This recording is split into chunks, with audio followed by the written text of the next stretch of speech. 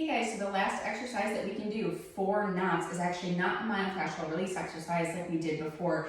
It's actually an exercise to work the muscles in our back. And I'm going to preach this until I hit the grave because I really, really believe in it.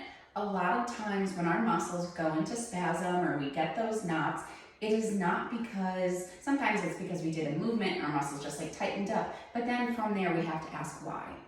Right? And usually it's because we have a weakness in that area and our brain does not trust our body to do those motions. So our brain and our nervous system takes over and it clenches up and says, nope, we're not going to do that. I'm going to pump my brakes on this. I'm going to give you some pain so that we stay safe.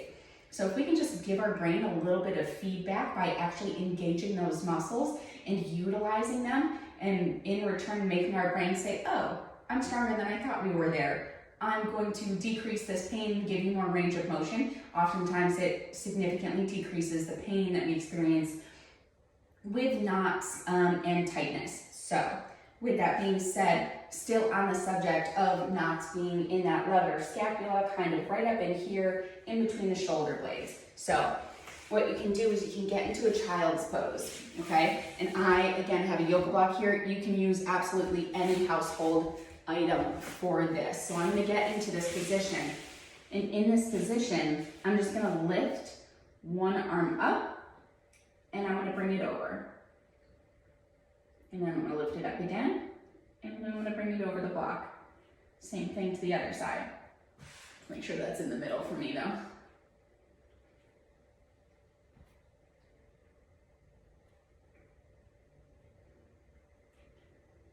Okay? And do about 5 up and overs per side, so 10 total.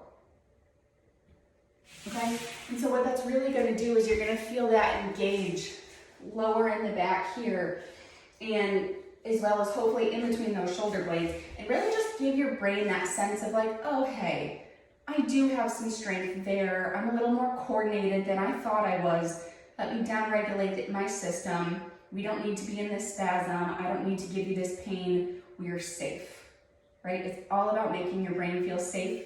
This is one of the best ways to do that. So I hope you give this a try. I hope it helps.